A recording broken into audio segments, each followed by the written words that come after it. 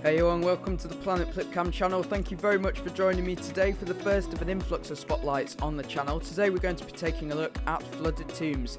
For me, this is really a DLC kind of advertisement for the Adventure DLC. It's created by John Taylor on the Xbox Frontier Workshop, and you can really see the learning that's taken place from other creators in the community, whether that be on YouTube, the Steam Workshop, the Frontier Workshop.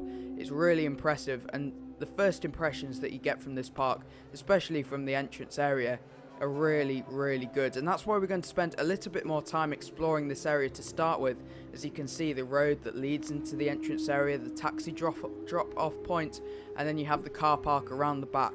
A really brilliant attention to detail that not many creators do. You've really got to put your park somewhere in the world, and it's nice to see it linking to the outside world. So I am going to read you a description of sort.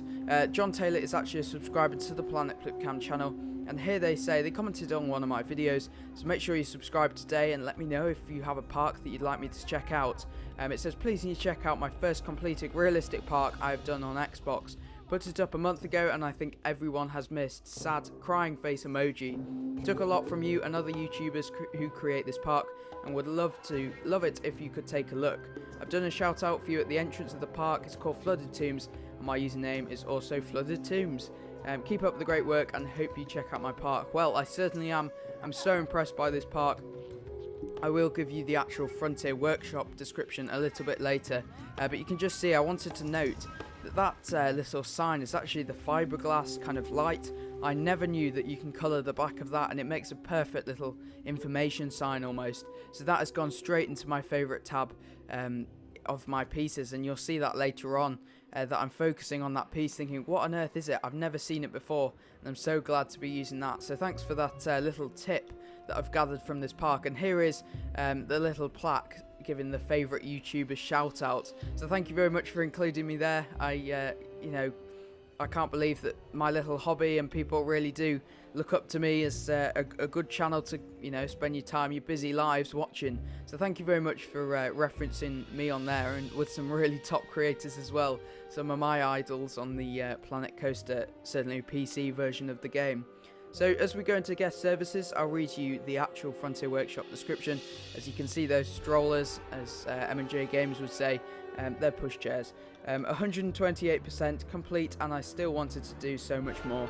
Please come visit my adventure-themed realistic park. This is my first creation, and hope to make more, all my own work, apart from a few blueprints off the workshop, which I have given a shout out to the owners in the park, so keep an eye out for that. Thank you so much if you liked. So this is the stroller rental. You can see just here, I do like that description, nice and informative, and I do like that guest services as well. You can see the details in this entrance area really do make this park shine. You've got lockers around here, and this is quite a simple technique around here. You've got the doors using as the doors to the lockers. Sometimes people try and overcomplicate it, they use the basic shapes, and that doesn't always work the best, and this gives a nice texture anyway for those taller lockers. Here you can see some more signs where you've got how much it's going to be for you to visit this park. Half day £29, adult day £56. I'm not too sure if that's good or not. I think maybe an Alton Towers ticket's about 40 quid maybe. I'm not too sure.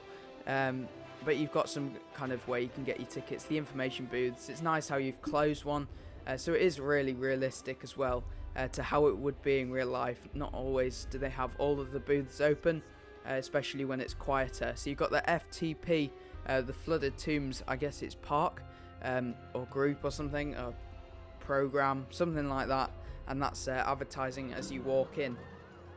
So around here we're just gonna dwell a little bit longer on this area, because I'm so impressed with how it has turned out, and these adventure buildings that really carry on into the rest of the park.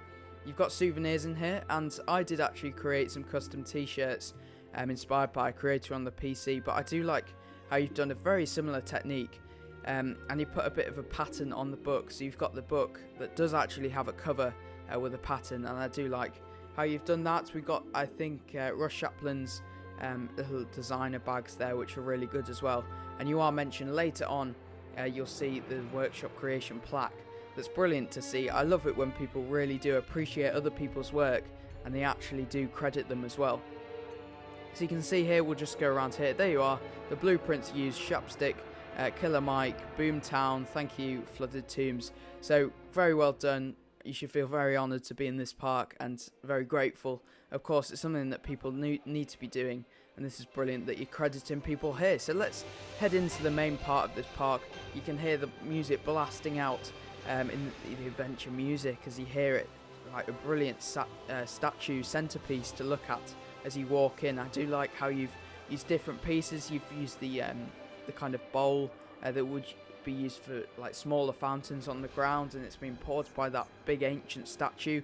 On the left, there's a little bit to be desired, really, I'd say, in here. It is a very basic building, but it would be nice if you carried over the kind of decorations that you have on the outside onto the inside. A couple more logos maybe, but that's very critical, because, you know, those kind of buildings are usually some shops slapped down, and then you have some benches to eat.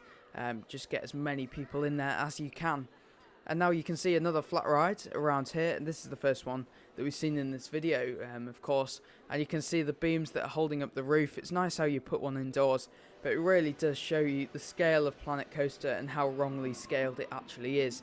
That building is probably one of the biggest in the parks for such a small ride, but of course that's not your fault. And I do like how you're giving some variation of what you're going to be doing in this park. If it is raining, go and visit that ride. A brilliant option for the guests. So you can see we're going to go to the first coaster. We're going to shoot across there now, and I think it's going to be the spinning coaster to start with. You can see the brilliant theming. You got backstage areas with the Don't Die fencing, my favourite pieces in the game, adventure statues in the grounds, and you can see safety is actually really considered in this park. Sometimes I say in my spotlights that you really need to be thinking about fencing. People can't be walking to just jump on a coaster like it's a playground, or climbing equipment. So I think you've done brilliantly with your fences in this park, and certainly as we get later on around the rapid section, you can see actually custom fences with the poles and everything. So definitely look out for that if I forget to mention it later on in this video.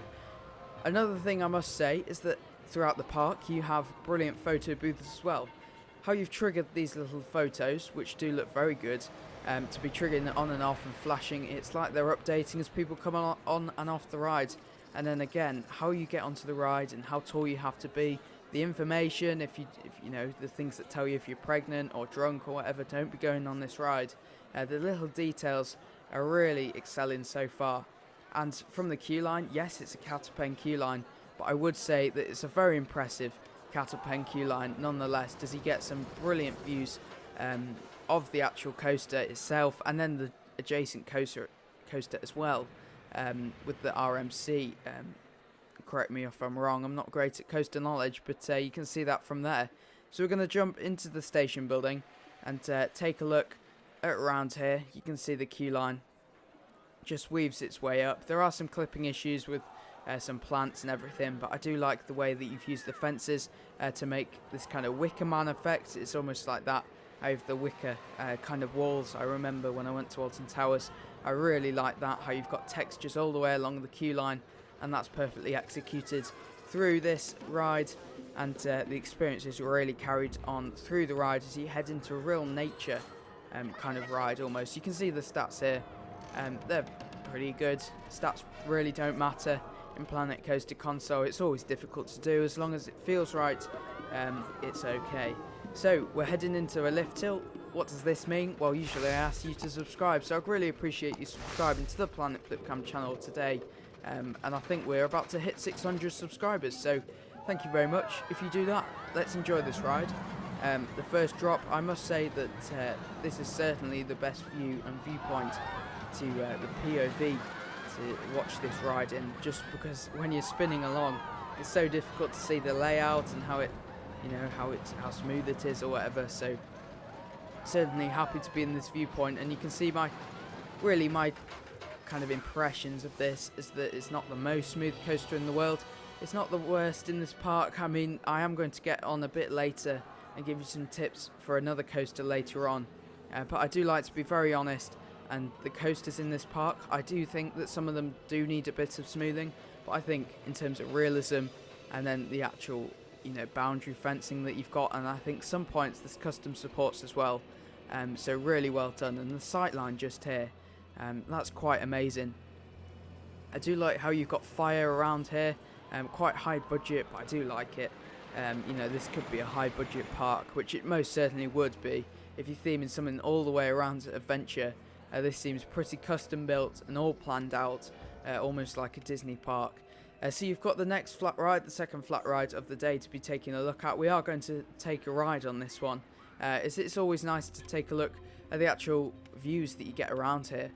And then the next thing to note is that in the queue line you have loads of trees above you, and that's brilliant, giving you some shade and shelter if it rains. So brilliant queue line kind of covering. You don't want people baking in the sunshine. So here's your POV on this. I think it's called the sundial. Correct me if I'm wrong in the comments, but I think it is called that one. It's the one I did my Eiffel Tower build on, and this looks brilliant at night time as well, and we'll take a look at that a little bit later. But from here you can see your first kind of overall overview view of the park, and you can see there's so many things to explore, so many coasters, and to be fitting it all into the percentage that it is kept down to. I know the exploit has been used, but it's very, very good to see from this creator the amount of detail that's been put in, and then to have the sheer, quality, but also the amount of coasters that are actually in it as well. And the paths, they're very expansive all the way through, so certainly taking a toll on the counter, but it's certainly worked well.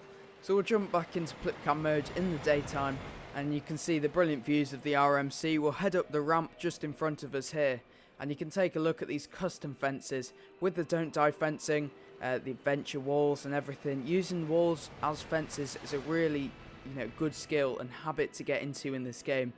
Certainly it gives you so many more opportunities to get textures into your fences, and you can see the realism that you've got covering above you as you've got the don't die fencing if anyone drops anything off the ride or anything falls off the train itself or the actual supports. And you've got around here, this is kind of the area of the park that I don't actually understand. The 360 power, it's chucked around here. No one's going to get any foot traffic to it really, because it's so tucked away. I do like how it's themed. It's very basic. Maybe it's a chuck down Alton Towers flat ride, like they have done with the retro squad this year. There's rocks just there. I do like how that rock is there, because in theme parks they do just like to put fiberglass rocks or normal rocks around, so very well done there. But as you can see, it just kind of backs into this woodland area where there's varying terrain paint, and it's just a bit odd for me. But you can see the fiberglass things on the fences there that are really inspiring me, straight on my favourites tab. You can see on those custom fences with the lights as well, so looking brilliant at night as we've just seen. We've got the coaster heading up the lift hill just there. We're going to take a ride on that very shortly, and the speed that it goes around this coaster is pretty insane, with some of the actual inversions that it goes through as well. So we'll jump and try and find the actual station just here.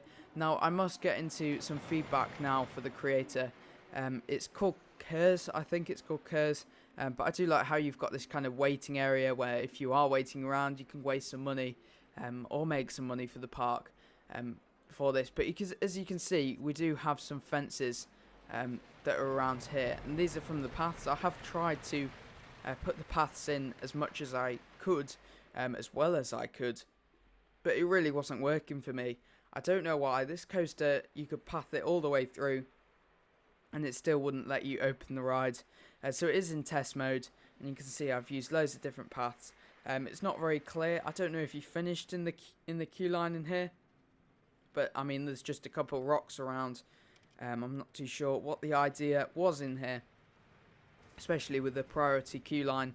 And there was just pathing dotted all the way around. It's probably not your fault, and it's probably just the game breaking. But you head just here, and you can see you kind of hit this wall and walk left.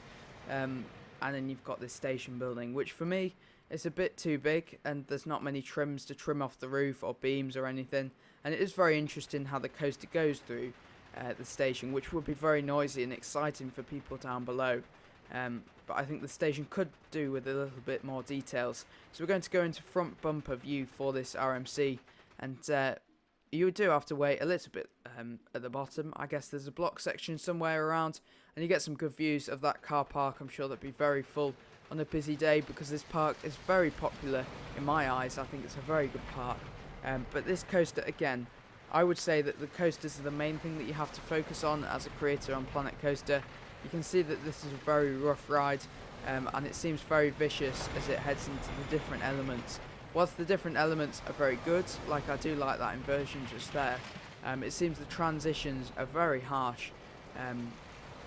I think that was maybe a stall inversion. My knowledge of coasters isn't the best, but I can say that this does seem a very harsh coaster, unless you were going for that really, sickening, throw you about vibe. But I'm sure you'll kind of see where I'm coming from, hopefully, into the final helix. Theme Park Worldwide's loving it, and you've head through the station, you get some bunny time, bunny hops around, little banking, which is fine around there, very little speed, and then into some block sections, again some drive tyres that are driving you around into the end of the coaster. There's no transfer track, I don't think, of such, and I don't think there is for any other coasters in this park, which is maybe something you could take a little look at. But as you can see, you could remove them, I guess, around that back portion. I've put paths around here, again, struggling to make this all go around here, and as you can see, the lighter path on the floor just here, you can see this grass to the left, it wasn't linking up, so really odd how the pathing's been done, but it's probably not your fault at all. It's probably just Planet Coaster in the workshop messing it up. Again, consistency through this park, brilliant photo booth, how you've got this going along here, the flashing lights making the photo printers, I guess, and then flashing on and off the different people that have just been on this ride for each coaster train. You've got the different people flashing up, which is a really good detail to be having that updating just as it does in real life, instead of the static images where you would then focus on the image that doesn't really correlate to the ride itself, as we can't upload custom images. Another point of sale around here, we've got an information booth, Hayasushi. Let's try and name some of the other brands. We've got a pip shop, 2 pip shops in fact, so you've got those walking around there, and it's nice how you got some points of sales. Again, quite blank buildings, but you don't need that much, especially in this kind of generic kind of vibe to this area of the park, especially when you get into Catapane queue lines. Very sunbeaten, you're going to get sunburnt around here, and people are needing the toilet because they've been waiting too long. As you can see, people bending over around there, but you can see this coaster. The different viewpoints that you get from the queue line are pretty good. You can see the inversions. I'd certainly be very scared for this one. Some huge inversions for a flying coaster. Well, bigger than I've ever seen in real life. But yeah, very, very good kind of layout for this coaster. And I'll give you my feedback again, as I always do. I am very honest in what I think about the rides. I do think that this one, as you watch through this one, we're going to go in a normal POV, a first person POV, and then we'll go into a cinematic view, and I'd like you to kind of think of the contrast and have a look at the layout, and then have a look at how smooth it is. So we're going to be going on the furthest to the left seat at the front, and you can see that it's always good to go on the left, furthest left or right, to see how smooth it is. It's always difficult to do these kind of coasters, but it does seem that it does again transitions through the elements, and the elements themselves are fine, I think, but as they just kind of move around into the different sections of the coaster. In terms of the layout, it's superb. How it flies through different areas, as you can see here, through tunnels, it flies around where the rapids are. You've got triggered effects for the water splashes. You're heading around on your back and underwater troughs, and everything is going on in this coaster. Some really tight turns as you get to the back end of this coaster, and then around into the station with quite a jolt. But I do think that it's quite a good coaster in terms of the layout. It's certainly a very experimental, fun layout. I don't know how realistic it is, but I think it's a really nice layout, but I think just the smoothing between the elements. And you can see now, I really wanted to show you what's actually going on with the cinematics. So Planet Coaster usually does a good job with the cinematics. Sometimes it does clip and it's very annoying, but you got some cinematics here where you can take a look at all of this going on. You've got water effects just there, flying on your back, it certainly that would maybe hurt you as you go into that final drop down section, and the helix does seem very tight, but then again, a very fun ride, I think, if you weren't too motion sickness prone, but you've got good sight lines around how it enters the lift hill, for example.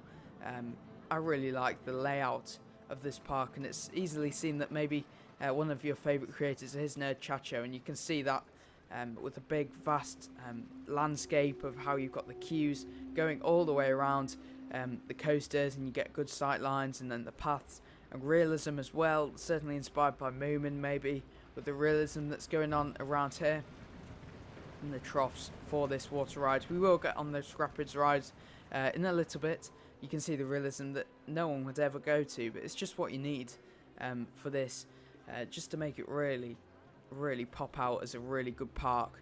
And you've got the Raging River sign here. It would be nice if you had a little custom sign maybe for that, but you know, these signs are always good enough. You've got a fast pass queue, which is always good. I think most of the coasters around this park do have a fast pass queue, and this is a very difficult queue line to actually navigate. You can see the catapen that you get to start with. You've got a nice canopy with the poles as well, so that's very good to see. You head up this section where you maybe do need a taller fence probably, just for your realism, and then heading around again. You can see I'm getting lost already through all the moving heads and the people walking around. You've got a turnaround section. It's almost like it's a coaster in itself. It's weaving in and out as you finally get to the rapids ride. So we are going to ride this ride at 2 times speed, because I do think that these can drag on a little bit, no matter how well themed they are.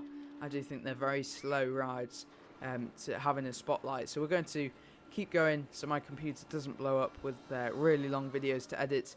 And you can see just there how the coaster flies over your head. There's realism considered with where people can stand and where you can't. You really don't want to be walking along that pathway if you don't want your head chopped off. You go under a bridge which is really well trimmed off with those building pieces. Advanced move, perfectly done just there. You go up another lift hill. There's quite a few in this ride, and you go around some brilliant views. Just look at that invert coaster that we're going to be taking a look last today, the final coaster that we'll be taking a look at. A big splashdown. It's a shame that you don't get the splash, because you're in the actual water, it seems. That's why it's sunk down a little bit more. I'm not too sure if you get a bit more of a splash if you did just there. I don't think we're going to get a view of the coaster flying around, which is a shame, as the triggered effects do look beautiful. Heading under here, you got some water effects splashing you as well. So yeah, a really enjoyable ride, it seems. And you've got the realism on the left. Security cameras, don't be standing up on this ride. It seems like in the UK, lots of the, I'm not sure, maybe they're intermittent rapid rides or something. Don't quote me on that. I'm rubbish at manufacturing names, but I do think lots of them are closed in the UK at the moment for some safety issues that they're having. I think the one at Alton Towers is certainly closed, as that's kind of the park that I keep up to date with the most. And you head into the station just here, down the little exit queue line, and you can see to the left hand side, I did say I'd try and remember, you've got the fences, the custom fences, brilliantly put together. Yes, it's high piece count, and yes, you know, you've got the trims on the path that will be high piece count and taking a lot of percentage counter, but the details that are put into that are superb. We've got a little plaque around here which is giving you where you want to be going for each different coaster, and you know, flat ride and water ride and track ride around the park. The custom fencing carries on your left hand side. Once you've got it built once, it is easy to move it around with the advanced move, but then again, to make it line up, it's very difficult when they're big pieces, usually 4 meters wide. In this case, it looks like they are. So we're going to be going along to this invert coaster just here now. You can see you've got again a sign pointing to where the places that you can go. It's nice you've got the consistency throughout the park of different signs, so you're never getting confused of where you are. And you've got a flat ride around here. This is certainly not themed to the max, but it doesn't need to be, because it really themes into the adventure feel, and it's like the Swift Drifters, I think, with the canopy above.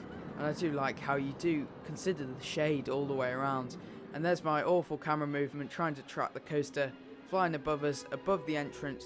A beautiful layout, I think this one is. So we'll head around here. You can see to the right hand side you do have some point of sales, some kind of souvenir kind of shops.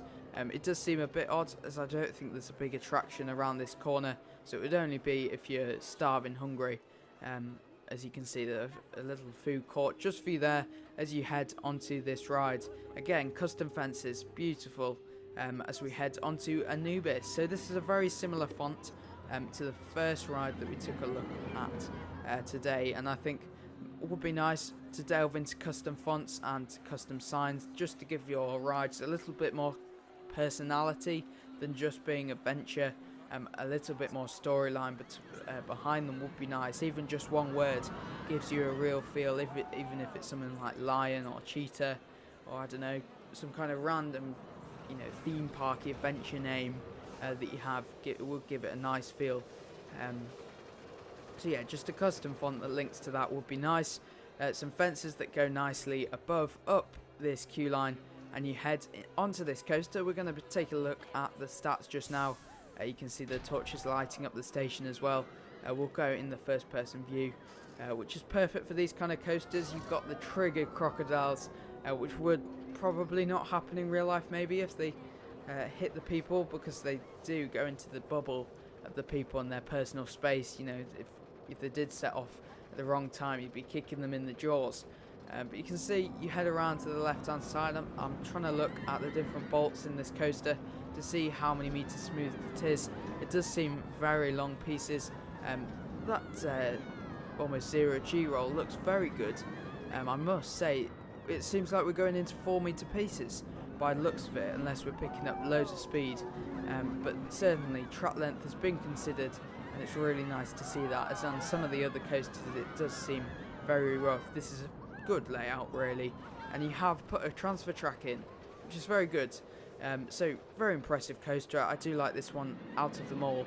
Certainly themed the best, the way it goes in and out of the environment, the terrain, and how it integrates with the queue line as well. A brilliant look at that coaster just there, and you can see at the night time as well it excels as well, because you've got the fire effects and everything lighting it up. And as you will take a look at a little bit later as we head around the path system for where the shot tower is, but you'll be able to see a little bit later how the fire turns on actually when it goes around that final helix, which is a superb touch. I'm saying superb quite a lot today, aren't I? It's my new words. We always have one in one video. You've got the lift hill just there, some benches around. You've filled every nook and cranny with things that you can put, just things, realism and benches. Just put benches everywhere, and always people forget really. And you've got the flying plane ride, the flat ride just here, a good variation of rides, some thrill rides, some more family coasters, and then you can see the back just there where you've got a bit of a backstage area which hasn't got any theming sadly, but of course you've hit the counter very quickly here, so certainly something that you've done well with to get so much into this park. You've got a good variation of foliage. I must touch on that. It's always something I like to comment on, because it's nice to see that you are considering what would actually be growing around here and the time that things have had to actually grow. We'll jump on this shot tower and you can see the overhead view. Maybe you'll see some more foliage around, so just notice it in front of you just here. It does seem very realistic, and the big banking that you have around with the rock work, it really is good to see. And you've got this big, really tall queue line path thing. It's called a path. It's called a path that goes across a big bridge, and you can see the brilliant views just here of when the fire turns on for that coaster, as I promised. And the path gives you some good views of this area. We're going to carry on in this kind of daytime, turning into nighttime time of the day, as it's a nice time to take a look at an adventure park as the sun is setting. As you can just see here, there's guests loving this park. You've got realism all the way around the park, and a very impressive park altogether. We're going to jump around to the entrance area to check that we haven't missed anything out today. You've got that flat ride just in front of you, and then look at the inversions of this coaster. I think it's a very good coaster compared to all of the rest. my main tip to you as a creator is to really look at the smoothness of the coaster and look at the elements and smooth them in between. So if you have enjoyed this video, I'd really appreciate you liking it, and also joining the community by subscribing to the Planet Plipcam channel. Leave some comments down, query suggestions down, and leave some comments for the creator themselves. You can see the backstage areas that have been put down here are very impressive as well, and I do hope you have enjoyed this video. Make sure to check out another one of my videos, they'll pop on screen just now. Thanks very much, and I will see you in the next one.